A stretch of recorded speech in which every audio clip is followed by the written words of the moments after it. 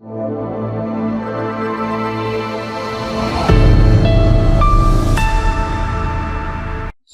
एक अनाथ बच्ची थी।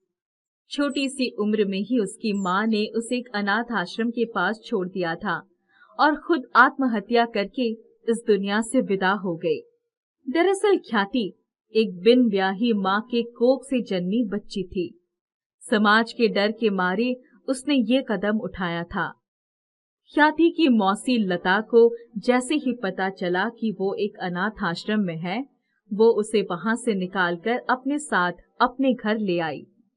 लता के हाथों में बच्चा देख लता का पति सुधीर आश्चर्य में पड़ गया। ये बच्ची किसकी है? तुम कहाँ चली गई थी? सुबह से मैं तुम्हें ढूंढ रहा हूँ। ये बच्ची मुझे रास्ते में पड़ी हुई मिली। उसे रोता देख मुझसे रहा न गया और मैं उसे अपने साथ ले आई। लता अपने पति से झूठ कहती है क्योंकि वो नहीं चाहती थी कि उसकी मरी हुई बहन का नाम बदनाम हो। अच्छा हुआ तुम इसे अपने साथ ले आई।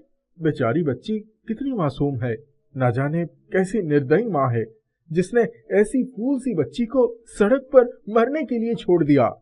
सुधीर और लता ख्याति को अपनी बेटी की तरह पालने लगे। कुछ ही समय में ख्याति उनकी लाडली बन गई। एक दिन लता श्रृंगार कर रही थी, तभी नन्ही ख्याति ने अपने लड़खड़ाते कदम से अपनी माँ के पास आई और वहां रखा हुआ नेल पॉलिश लेने लगी। उसकी ऐसी मासूम हरकत देख लता मुस्कुराए बिना नहीं रह सकी। अले मेरी नन्ही परी को क्या चाहिए? आपको ये नेल पॉलिश लगानी है? हाँ माँ, मुझे नेल पॉलिश लगा दो। लता अपनी छोटी सी गुड़िया को नेल पॉलिश लगाती है। अपनी माँ को देखकर ख्याति को भी मेकअप और नेल पॉलिश से लगाव हो गया था। वो आए दिन अपनी माँ से नेल पॉलिश लगवाने लगी। कई साल बीत गए और देखते ही देखते वो बड़ी हो गई।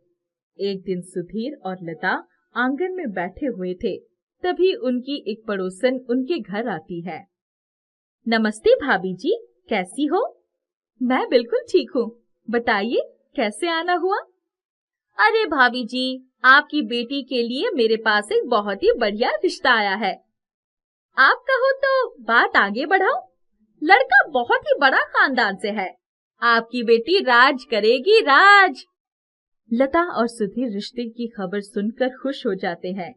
तभी सुधीर पड़ोसन से कहता है, अरे भाभी, अगर आप लड़के और उसके परिवार को जानते हैं तो इससे अच्छी बात और क्या हो सकता है। हमें शादी से कोई आपत्ति नहीं है, लेकिन पहले मैं अपनी बेटी ख्याति से इस बारे में बात कर लूं। उसे कोई आपत्ति तो नहीं है तो हम उसकी शादी करवा देंगे। सुधीर और लता अपनी बिटिया ख्याति को रिश्ते की बात बताते हैं। ख्याति अपनी माता पिता की हर बात मानती थी। आप लोग तो जानते ही हो कि मैं आपकी कोई भी बात को नहीं टालूंगी। वैसे भी आज तक आप लोगों ने मेरे लिए जो कुछ भी निर्णय लिया है वो हमेशा सही ही रहा है। तो शादी जैसे महत्वपूर्ण निर्णय आपने कुछ सोच समझकर ही लिया होगा, इसलिए मुझे ये रिश्ता मंजूर है। हमें तुमसे यही आशा थी। अब जब तुम हाँ कह ही दिया है, हम बिना किसी देरी के लड़के और उसके परिवार से मिलकर तुम्हारी शादी तय कर देते हैं। आपकी खुशी में ही मेरी खुशी है पिताजी, जैसा आप ठीक समझे। सुधीर और लता लड़के वालों से मिलने उनके घर जाते हैं। वहां जाकर उन्हें लड़का और उनका परिवार दोनों ही बहुत पसंद आता है। वे तुरंत मुहूर्त निकालकर उनकी शादी पक्की कर देते हैं। कुछ दिनों बाद ख्याति की शादी हो जाती है। वो विदा होकर अपने ससुराल चली जाती है। शुरू में ख्याति अपने ससुराल में काफी खुश थी, लेकिन धीरे धीरे उसे अपने पति रोहन की असलियत पता चलने लगी। रोहन को जुआ खेलने का बहुत शौक था और वो रोज रात दारू पीकर घर आता और ख्याति को मारता था। एक दिन अपने जुए की लात के कारण रोहन अपना सब कुछ हार जाता है। रोहन की माँ को इस बारे में जानकारी मिलती है। मुझे तुझे अपनी माँ कहते हुए शर्म आ रही है। 1000 बार समझाया था तुझे कि ये सब बुरे काम छोड़ दे, ये सब चीजें तुझे सिर्फ ले डूबेगी, लेकिन तूने मेरी एक ना सुनी। रोज रात आकर मेरी बहू को मारता पीटता है। तू निकल जा यहाँ से। तूने तो हमें कहीं का नहीं छोड़ा। तेरी वजह से हमारे सर से छत भी चली गई। अब क्या हमें मार कर ही दम लेगा? मुझे माफ कर दो माँ, मैं नशे में था। मेरे दोस्त ने चालाकी से मुझसे मेरा सब कुछ छीन लिया। आज मेरी लत के कारण मैंने अपना सब कुछ गवा दिया। अब मैं आप लोगों को गवाना नहीं चाहता। मत रोइए, आपने जो कुछ भी किया वो सब नशे में किया। अब से आप कसम खाइए कि आप ये सब बुरी आदतें छोड़ देंगे और अपने काम में ध्यान लगाएंगे। आज हमारे सब कुछ छिन गया है, लेकिन हमें हार नहीं माननी चाहिए। हम फिर से सब कुछ हासिल कर लेंगे।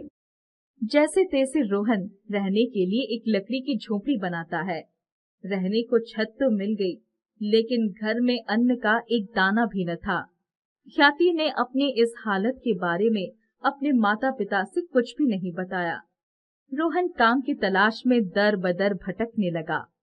वो तलाश करते करते थका हारा एक कुएं के पास बैठ अपने आप को कोसने लगा। हे भगवान, ये मैंने क्या कर दिया? कहाँ मैं एक आलीशान घर में रहता था और कहाँ आज एक झोपड़ी में रह रहा हूँ।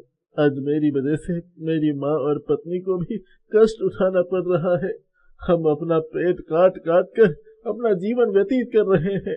मेरे जैसा नालायक पति और बेटा भगवान किसी को ना दे। रोहन बहुत पछता रहा था। उसको रोता हुआ देखकर अचानक एक आवाज आती है। क्या हुआ बेटा, तुम इतना क्यों रो रहे हो? रोहन वहाँ देखने लगा। अरे यहाँ वहाँ क्या देख रहे हो? मैं तुम्हारे पीछे से बोल रहा हूँ। कौन है आप? आप मुझे दिखाई नहीं दे रहे हैं, जरा मेरे सामने तो आइए। अरे तुम जिसके पास में बैठे हो, मैं वहाँ से बोल रहा हूँ। रोहन पीछे देखता है तो उसे कुआं दिखाई देता है। यहाँ तो कोई नहीं है सिवाय एक कुएं के, और ये आवाज तो कुएं से ही आ रही है। सही पकड़े, मैं कुआं ही बोल रहा हूँ। मैं एक जादुई नेल पॉलिश कुआं हूँ। मैंने तुम्हें रोता हुआ देखा तो सोचा कि तुमसे इसका कारण पूछ लूं। रोहन जादुई नेल पॉलिश कुएं को सब कुछ बता देता है। सारी बात सुनकर पहले तो जादुई नेल पॉलिश कुएं को बहुत गुस्सा आया। फिर उसने रोहन का पछतावा देख उसकी मदद करने की सोचने लगा। तुमने अब तक बड़ी गलतियां की है, लेकिन तुम्हारी धर्मपत्नी का पुण्य तुम्हें बचाने के लिए तुम्हारे आगे खड़ा है। इसीलिए मैं तुम्हारी मदद कर सकता हूँ। मेरी कुछ शर्त है। मेरी मदद से तुम्हें जो भी लाभ होगा उसे तुम गरीबों में भी बांटोगे और उनकी मदद करोगे। तुम सही राह पर चलोगे तो हमेशा सफल रहोगे। हाँ, मैं आपकी सारी बात मानूंगा और गरीबों की मदद करूंगा।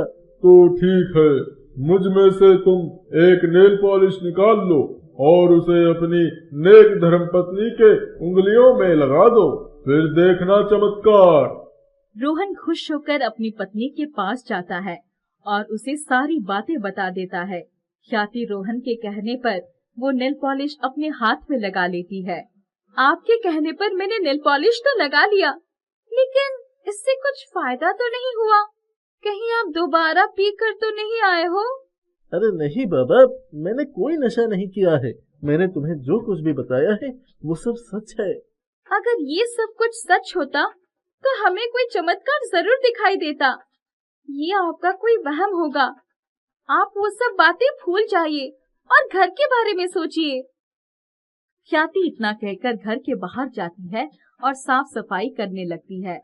वो जैसे ही झाड़ू लेती है, अचानक से देखती है कि घर अपने आप साफ हो जाता है। उससे यकीन नहीं हो रहा था कि ये सब कुछ कैसे हो गया। फिर वो बर्तन धोने जाती है।